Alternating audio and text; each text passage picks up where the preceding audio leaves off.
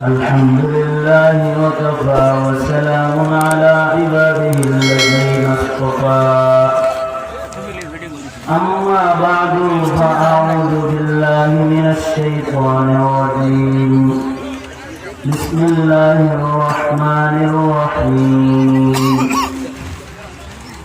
ومن يطع الله والرسول فأولئك مع الذين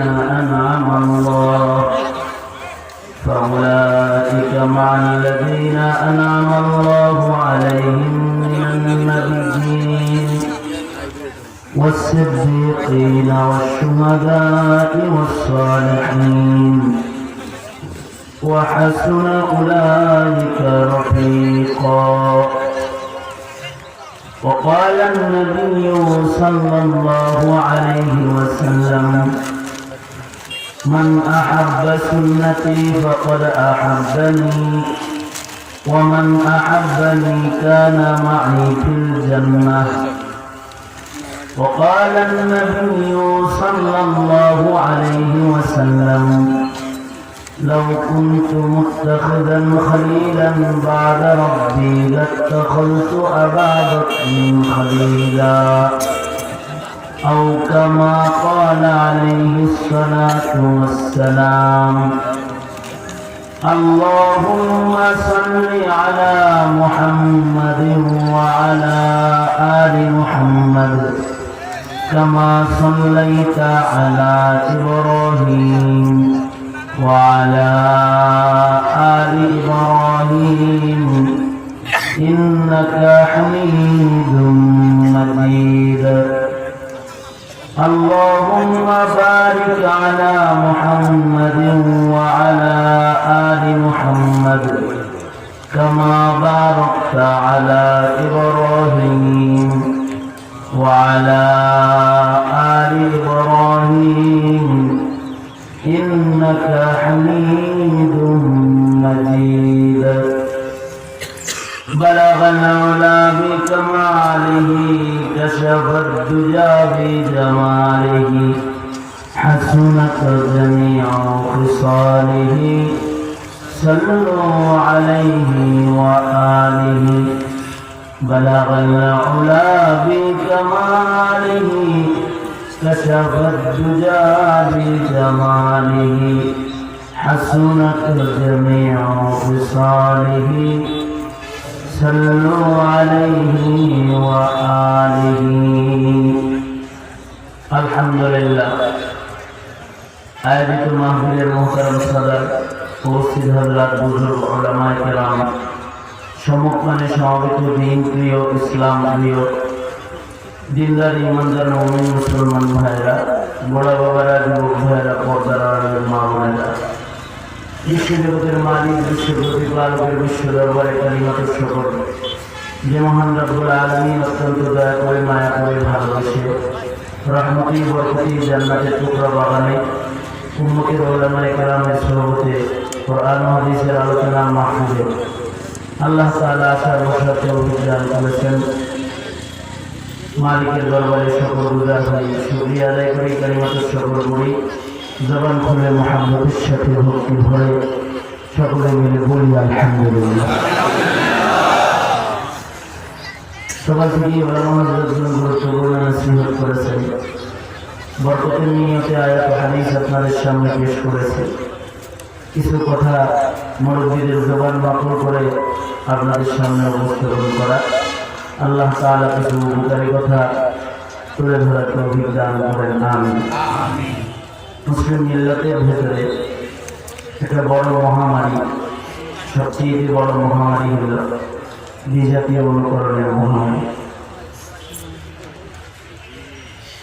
corona মহামারী যতটা ভয়ঙ্কর আকার সারা দুনিয়াতে করেছে, তার থেকে অনেক বেশি ভয়ঙ্কর মহামারী হিসেবে সারা দুনিয়ার মুসলমানদের ঘর, সমাজ, রাষ্ট্র, ব্যক্তি জীবন, সামাজিক জীবন, রাষ্ট্র জীবন, সকল জায়গায় বিজাতীয় অনুকরণের, কাফের মুশরিকদের অনুকরণের মহামারী মুসলমানদেরকে গ্রাস করেছে।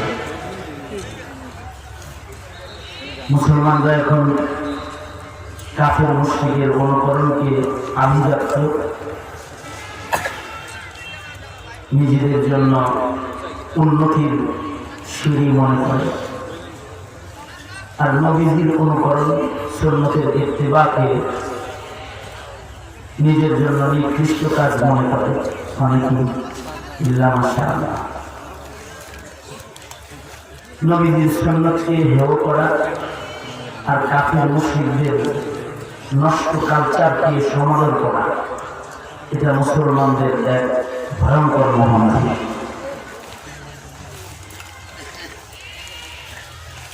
অথচ শান্তি, কল্যাণ, আল্লাহ পাকের ভালোবাসা যদি আমাদের পেতে হয়, তাহলে বিজাতীয় অনুকরণ বর্জন করে নবীজির অনুকরণের মাধ্যমে আল্লাহ পাকের ভালোবাসা এবং শান্তি কামনা করতে হবে, এবং এটাই শান্তির একমাত্র পথ। কাফের মুশরিকদের অনুকরণ আমরা করে শান্তি পাইনি, দিন যাইতেছে অশান্তি বাড়তেছে, ঠিক কিনা? অশান্তি বাড়তেছে না, শান্তি বাড়তেছে। দিন যাইতেছে অশান্তির দাবানল সর্বত্র জ্বলতেছে আর ভয়ঙ্কর আকার। বিজাতীয় অনুকরণের মাধ্যমে শান্তি খুঁজেছি, কিন্তু আমরা শান্তি কিনতে পারছি না, অশান্তি দিন দিন বাড়তেছে। আসলে শান্তি নবী পাকের অনুকরণের ভেতরে আছে। रिफातों की जुस्तजू में ठोकरे तू खा चुके, रिफातों की जुस्तजू में ठोकरे तू खा चुके, आस्ताने यार पर अब सर झुका कर देख ले, आस्ताने यार पर अब सर झुका कर देख ले। কবি বলেন যে শান্তির আশায় কাফের মুশরিকদের অনুকরণ অনেক করলাম, শান্তি পাও নাই। উন্নতির আশায় বেদিনদের অনুকরণ অনেক করেছে, কিন্তু উন্নতি নসিবে ঘটে। আবার শান্তির জন্য সরকারের অনুকরণ শুরু করে, অবশ্যই শান্তি আসবে আল্লাহ পাকের ভালোবাসা। একে তো বিজাতীয় অনুকরণকে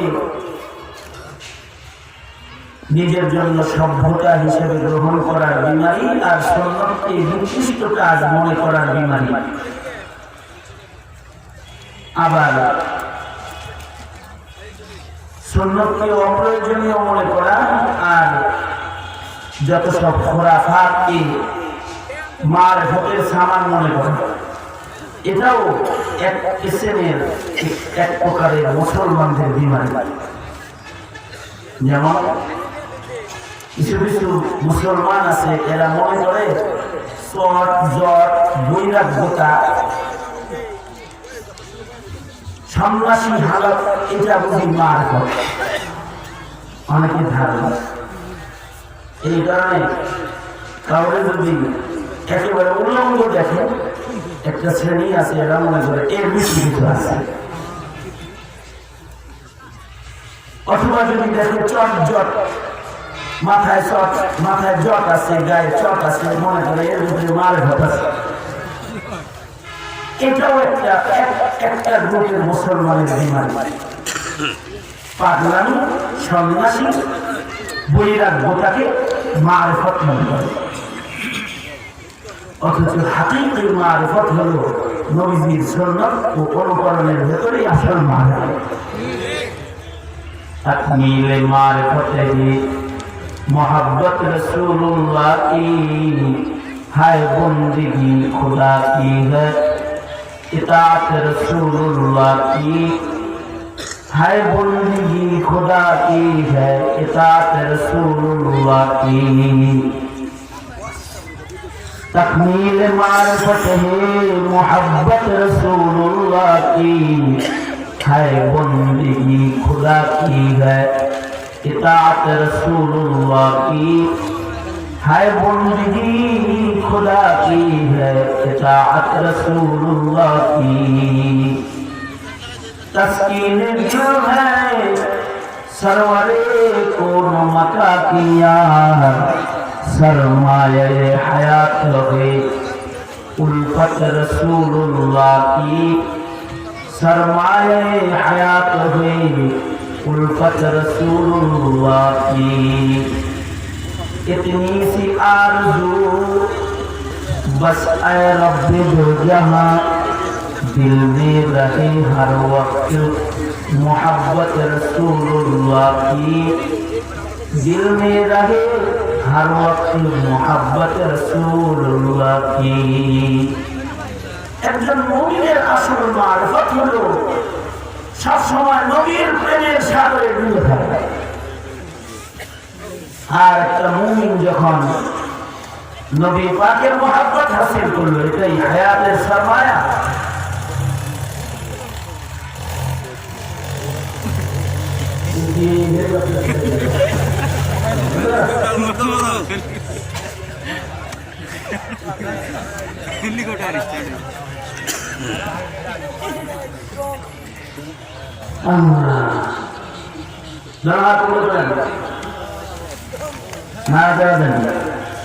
জবান খুলে আওয়াজ করে বলেন আলহামদুলিল্লাহ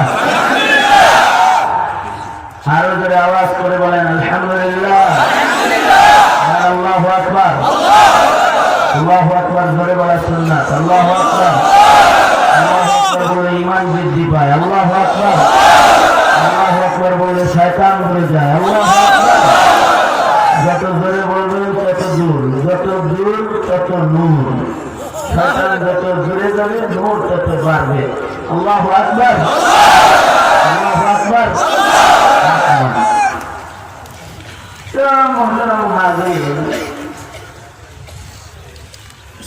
এক নম্বর বিমারি বললাম বিজাতীয় কালচারকে সভ্যতা মনে করা আর ইত্তেবায়ে সুন্নাহকে নিকৃষ্ট মনে করা বিমারি বাউলগিরি বৈরাগ্যতা সন্ন্যাসী হালত এইটাকে মারিফত মনে করা আর সুন্নতকে অপ্রয়োজনীয় বস্তু মনে করা বিমারি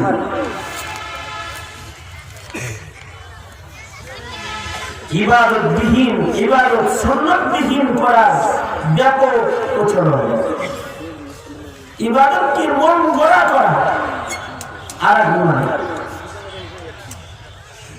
অথচ মুমিন যতক্ষণ পর্যন্ত ইবাদতকে সুন্নতের রং না লাগাবে ততক্ষণ পর্যন্ত তার ইবাদতই হবে না তাকমীল মারিফত হে मोहब्बत रसूलुल्लाह की है बंदगी खुदा की है इताअत रसूलुल्लाह की है बंदगी खुदा की है इताअत रसूलुल्लाह की नबी पाकेर इताअतই হলো বন্দেগী যদি কারোর নামাজের ভিতরে নবীর ইতাআত থাকে তাহলে তার নামাজ ইবাদত আর যদি কারোর নামাজ মন মতো হয় তাহলে ওটা খুরাফাত নামাজ হবে আর আজব এক সুন্নতের কারিশমা নিজের ব্যক্তিগত অপ্রয়োজনীয় কাজ সেটার ভেতরে যদি সুন্নতের রং হয় ওইটাও ইবাদত হয়ে যাবে ঘুমের দরকার নাই তাহলে ঘুমাইছে তুমি সুন্নত তরিকে ঘুমাইছে ঘুমের টাইমটা ইবাদত হয়ে গেছে অথবা বাথরুমের ভেতরে প্রবেশ করেছে সুন্নত তরিকায় প্রবেশ করেছে সুন্নত তরিকায় বের হয়েছে ঢোকার সময় দোয়া করেছে বের হয়ে দোয়া করছে ছিল কাজায়ে হাজতের ভেতরে কিন্তু তার এই বাথরুমের সময়টাও ইবাদতের মান পেয়ে যাবে যখন এটার ভেতরে সুন্নত পাওয়া যাবে হায় বন্দেগী खुदा की है इताअत रसूलुल्लाह की सुन्नतेर इत्तिबार माध्यमे जिंदगी बंदेगी হয়ে যায়, গোটা জীবন বন্দেগী হয়ে যায়। এবং এই রং যখন কারোর ভেতরে পাওয়া যায় তো আল্লাহ পাকের মহব্বত তার জন্য শামিল হাল হয়ে যায়। আল্লাহর মহব্বত তখন বান্দার কাছে আসতে থাকে, কারণ সুন্নতের রঙের মাধ্যমে আল্লাহ ভালোবাসা দেওয়ার ওয়াদা আল্লাহ পাক করেছেন। قل إن كنتم تحبون الله فاتبعوني يحببكم الله। আল্লাহর নির্দেশ হলো বন্ধু বলেন আপনার রং নিতে, তাইলে আমি ভালো রাখবো। যাদের ভেতরে আপনার রং পাওয়া যাবে তাদের প্রতি আমার ভালোবাসা ধরবে। يحببكم الله ويغفر لكم ذنوبكم। আর তাদের জিন্দেগির কৃত গুনাহগুলোকে তাদের ভেতরে সুন্নতের কালার পাওয়া গেলে আমি মাফ করে দেব। সুবহানাল্লাহ, আস্তে করে বলেন। শুধু কি মাফি করবে, গফুর রহিম দয়া করবেন। যার ভেতরে নবীর রং পাওয়া যাবে তাকে জান্নাতে দিবেন। যার ভেতরে নবীর রং বেশি জান্নাতে তার অগ্রাধিকারও বেশি। অগ্রাধিকার জান্নাতে প্রবেশের বেলায়, আবার সম্মানও তার আল্লাহর কাছে। এই জিনিসটা সাহাবায়ে কেরাম বুঝেছেন। এ কারণে সাহাবীরা তাদের জীবনের প্রতিটা জায়গায় নবীর সুন্নাত দিয়ে সাজাইছেন। সাহাবায়ে কেরামের ভেতরেও যাদের ভেতরে নবীর কালার বেশি, সাহাবীদের দলের ভেতরে তাদের ভেতরে নবীর কালার যার বেশি সম্মান তার বেশি। যেমন আহলুস সুন্নাত ওয়াল জামাতের একটা আকীদা, এই উম্মতের ভেতরে সবচেয়ে দামি হলেন হযরত আবু বকর। আল্লাহর রাসূল সাল্লাল্লাহু আলাইহি ওয়াসাল্লাম বলেন, আল্লাহ ছাড়া যদি দুনিয়ার মাটিতে কাউরে আমি বন্ধু বানাইতাম তাহলে আবু বকরকে বন্ধু বানাইতাম। আল্লাহর রাসূল বলেন, লাউ কুনতু মুত্তাখিযান খলীলান বা'দা রাব্বি লাত্তাখাযতু আবু বকরিন খলীলা। আল্লাহর রাসূল বলেন, আল্লাহর পরে এই পৃথিবীতে কাউকে যদি আমি বন্ধু বানাইতাম তাহলে আবু বকরকে বন্ধু বানাইতাম। মুহাম্মদুর রাসূলুল্লাহ সাল্লাল্লাহু আলাইহি ওয়াসাল্লাম আবু বকরকে আল্লাহর পরে বন্ধু বানাইতে পারলেন। তার মানে জমিনের উপরে আল্লাহর রাসূলের পছন্দনীয় মানুষ নবীর নজরে আবু বকর। আল্লাহু আকবার বলেন। নবীর নজরে জমিনের উপরে পছন্দনীয় মানুষ কে? হযরত আবু বকর সিদ্দিক রাদিয়াল্লাহু আনহু। আল্লাহর কাছে আবু বকর পছন্দের এই কারণেই আবু বকরকে আল্লাহ জান্নাতের 8 দরওয়াজা রাখবেন। দুনিয়ার কোন নবীর উম্মতের কাউকে 8 দরজা রাখবেন না। এই উম্মতের একমাত্র আবু বকরকে জান্নাতের 8 দরওয়াজা থেকে আহ্বান করা হবে। আসলে জান্নাতের 8 দরওয়াজা থেকে ডাকবে। আল্লাহর কাছেও মাহবুব, নবীর কাছেও মাহবুব। এবং নবীজির ওফাতের পরে নবীর পাকের খলিফা আবু বকর। আবু বকর যে নবীর নয়াবতে নবীর খেলাফতের জিম্মাদারি পাইলেন, এটা মানুষের ঘটে না, সরাসরি আল্লাহর ফয়সালা। আল্লাহ রাসূল সাল্লাল্লাহু আলাইহি ওয়াসাল্লাম নিজের হায়াতে আবু বকরকে নিজের ইমামতের মুসল্লায় দাঁড় করায় দিয়েছেন। নিজের হায়াতে আল্লাহর নবী জীবনের শেষ 14 দিন অসুস্থ ছিলেন। নবীজির অসুস্থতা শুরু হয়েছে 14 দিন হুজরায়ে আয়েশাকে আল্লাহর রাসূল সাল্লাল্লাহু আলাইহি ওয়াসাল্লাম খুব কঠিন অসুস্থতায় আক্রান্ত। রবিউল আউয়ালের 12 তারিখে আল্লাহর রাসূল ইন্তেকাল করেছেন বিল ইত্তিফাক, সর্বসম্মতিক্রমে। এইখানে কোনো মতানৈক্য নাই।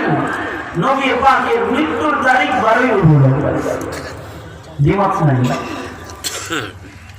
জন্ম তারিখে দ্বিমত আছে, কেউ 8 বলে, কেউ 9 বলে, কেউ 12 বলে, কিন্তু মৃত্যু তারিখ 12, এতে কোনো মতানৈক্য নাই। যেটা ইখতিলাফি ওইটা পালন করতে যায়, ইত্তেফাকি যেটা সারে বোঝা যায় ওরা নবী পাকের ওফাত দিবসে ঈদ উদযাপন করে, আনন্দ করে, নবীজির বিদায়কে ওরা খুশি হিসাবে উম্মতের কাছে পেশ করবার চায়। আসলে তো নবী পাকের ইন্তেকাল হলো 12ই রবিউল আউয়াল বিল ইত্তিফাক। জন্ম তারিখে ইখতিলাফ আছে, মৃত্যু তারিখে কোনো ইখতিলাফ নাই। আল্লাহর রাসূল সাল্লাল্লাহু আলাইহি ওয়াসাল্লাম যে রবিউল আউয়ালের 12 তারিখে ইন্তেকাল করলেন, 14 দিন লাগাতার হুজরায়ে আয়েশাতে আল্লাহর রাসূল অসুস্থ। এই অসুস্থ সময় আল্লাহর নবী বেশ কিছু নামাজ জামাতের সাথে আল্লাহর রাসূল পড়তে পারেন নাই। সাহাবীরা মসজিদে এসে নামাজের জন্য ইন্তজার, কিন্তু আল্লাহর রাসূলের বদন মোবারকের ভেতরে এতটুকু শক্তি নাই যে তিনি জামাতের সাথে নামাজের ইমামতি করবেন। আল্লাহর রাসূল বললেন, মুরু আবু বকর, মুরু আবু বকর, আবু বকরকে বলো নামাজের ইমামতিটা করতে। আমার দিকে ইমামতের শক্তি নাই, আবু বকরকে বলো। হুজুরকে বিছানা মেলে দেবেন না,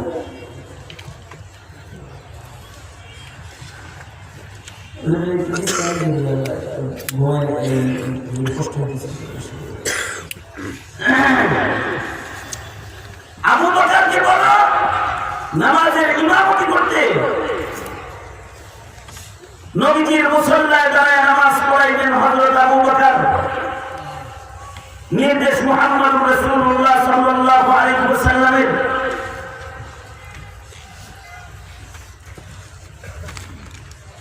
আল্লাহর রাসূল কি নিজের থেকে কখনো কিছু বলেন? আল্লাহর রাসূল কিন্তু নিজের থেকে কিছুই বলেন না, ঠিক কি না? আল্লাহর নবী কখনো নিজের থেকে কিছু বলেন? মা ইয়ানতিকু আনিল হাওয়া। আল্লাহর রাসূল নিজের থেকে কখনোই কিছু বলেন না। আল্লাহর রাসূল যেটা বলেন বস্তুত আসলে ওইটা আল্লাহর কথা নবী বলেন। সুবহানাল্লাহ বলেন, আওয়াজ করে বলতেন, বলেন না সুবহানাল্লাহ। আল্লাহর রাসূল নিজের থেকে কখনো কিছু বলেন না। अपनी मर्जी से कभी कुछ नहीं कहते आका, जो खुदा कहता है सरकार वही कहते हैं, जो खुदा कहता है सरकार वही कहते हैं।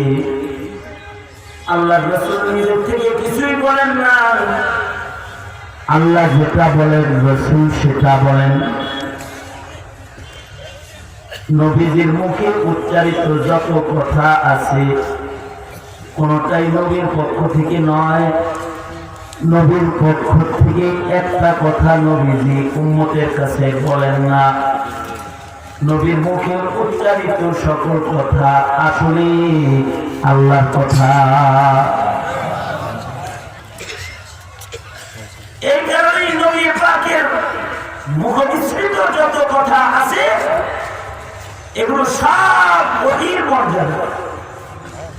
ওহী দুই প্রকার, মাতলু গায়রে মাতলু। ওহী মাতলু, ওহী গায়রে মাতলু।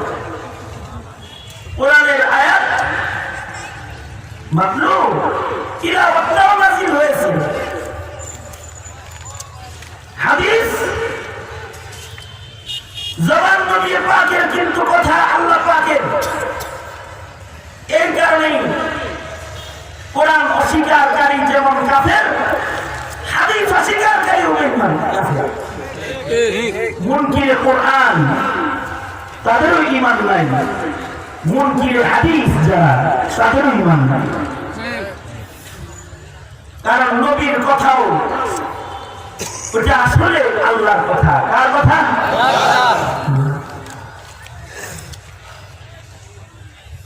কিছু কিছু বুদ্ধিজীবীদের বক্তব্য হলো হাদিস তো আমাদের কাছে এখন যে আছে এগুলো তাবেঈনরা দেখছে, সংকলন করছে, এগুলো পরে জরুরি না। নাউজুবিল্লাহ বলেন। এমনকি কিছু কিছু বুদ্ধিজীবী আছে যারা বলবে ইমাম বুখারী তো কত পরের মানুষ,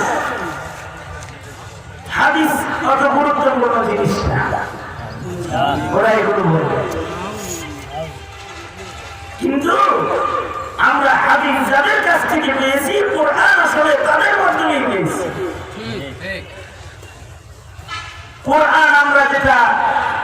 কোরআন যেটা আমাদের সামনে আছে, এইটাও যাদের মাধ্যমে পাওয়া, নবীর হাদিস গুলাও তাদের মাধ্যমেই পাওয়া।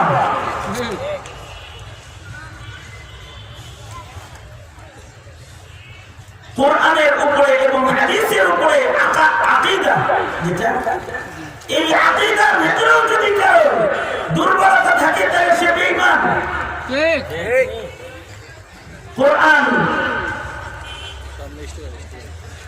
যেভাবে আল্লাহ তাআলা নাযিল করেছেন সেভাবে এখনো আছে, কিয়ামত পর্যন্ত সেভাবে থাকবে, এর ভেতরে কোনো ভুল নাই। এই সব কিতাবুল্লাহ বিষয়ক আকায়েদ যদি এগুলোর ভেতরে কোনো জায়গায় কারো দুর্বলতা থাকে, ঈমান নষ্ট হয়ে যাবে। যদি কেউ মনে করে যে কোরআন আসলে যেমন নাযিল হয়েছে এখন আসলে ওইরকম নাই, তাই বলবেন না। কোরআন যেভাবে নাযিল হয়েছে নবীজি সাহাবীদের কাছে ওইভাবেই পৌঁছায়ছে, সাহাবীরা আমানতদারির সাথে তাবেঈনদের কাছে ওইভাবেই পৌঁছায়ছে। কিয়ামত পর্যন্ত যত মুমিন এই পৃথিবীর মাটিতে আসবে, আল্লাহ তাআলা যেভাবে কোরআন নাযিল করেছেন হুবহু ওইভাবেই কোরআন উম্মতের কাছে পৌঁছাইতে থাকবে। একটা নুকতা কেউ গোপন করতে পারবে না, একটা হরফ কেউ এখান থেকে গোপন করতে পারবে না, বা এখানে কিছু বাড়িয়ে কেউ পরিবর্তন করার ক্ষমতা সংরক্ষণ করে না। এটা পূর্ণ হেফাজত করার দায়িত্ব সরাসরি আল্লাহ। আল্লাহ ইন্না নাহনু নাযালনা যিকরা ওয়া ইন্না লাহু লাহাফিজুন। এই কারণে শিয়াদের কিছু কিছু শিয়া আছে যারা মনে করে কোরআন আসলে যেভাবে আসছে ওইভাবে কোরআন এখন নাই, পরবর্তীতে আমাদের ইমাম যখন পড়বে কিয়ামতে আসবে তখন সে বাকি কোরআন হারিয়ে যাওয়া আয়াতগুলো নিয়ে আগমন করবে। এটা শিয়াদের একটা আকীদা, শিয়াদের একটা বিশ্বাস। পুরা কোরআন শরীফ নাই, এইরকম আকীদা যাদের আছে ওই শিয়ারা কাফের। শিয়ারা পাইকারি দরে কাফের না, কিন্তু এরকম ভ্রান্ত আকীদা যারা সংরক্ষণ করে তারা কাফের। যাদের আকীদা ভ্রান্ত, ওরকম হাদিসের ব্যাপারেও যদি কারোর আকীদা নষ্ট হয় তাইলে তার ঈমান নষ্ট হয়ে যাবে। হাদিসও তো আমরা সহিহ হাদিসগুলো আমরা সব কোরআনে কারীমের উপরে যেরকম বিশ্বাস রাখতে হয়, হাদিসের উপরে ওরকম ঈমান রাখতে হয়। নবীর কোন কথাকে অবিশ্বাস করলে ঈমান নষ্ট হয়ে যায়, আহলুস সুন্নাত ওয়াল জামাত থেকে সে বের হয়ে যায়। আল্লাহ সাল্লাল্লাহু আলাইহি ওয়াসাল্লাম নিজে সিদ্দিক আকবরকে ইমাম বানিয়ে দিলেন নামাজ পড়ানোর জন্য। এটা তো আল্লাহর নবী নিজের থেকে করেন নাই। নবীজি তো কোনো কিছু নিজের থেকে করেন না। নবীর যত কথা আছে হাকিকত, এগুলো আল্লাহর কথা। আল্লাহর রাসূল সাল্লাল্লাহু আলাইহি ওয়াসাল্লাম আবু বকর সিদ্দিক রাদিয়াল্লাহু আনহুকে নিজের ইমামতের মুসল্লায় যে বসায় দিলেন, যা করায় দিলেন, এটা বস্তুত ফয়সালাটা আল্লাহর ফয়সালা। অর্থাৎ সকল নবীদের উপস্থিতিতে ইমামত মুহাম্মদুর রাসূলুল্লাহ সাল্লাল্লাহু আলাইহি ওয়াসাল্লাম ছাড়া আর কাউকে যেমন মানায় না। মিরাজের রাতে সকল নবীদের হাজিরিতে আমাদের নবী ইমামুল মুরসালিন, আর নবীজি যখন অসুস্থ সকল সাহাবীদের উপস্থিতিতে আবু বকর এরকম সাহাবায়ে কেরামের ইমাম। শরীয়ত ইসলামে ইমামতের সব মসনদের চাইতে সব উৎকৃষ্ট কোনো মসনদ আর হয় না। এই জায়গায় উৎকৃষ্ট মানুষকে আল্লাহ রাসূল বসায় দিলেন, নবী আলাইহিস সালাতু ওয়াস সালাম দাঁড় করায় দিলেন। অথচ ওই সময় নবীজির মসজিদে হযরত আব্বাস রাদিয়াল্লাহু আনহু আছেন। ওই সময় মসজিদের ভেতরে সর্বোত্তম কোরআনের পাক তিলাওয়াতকারী সাহাবীও আছেন, আকরাউ হাদিহিল উম্মাহ আছেন।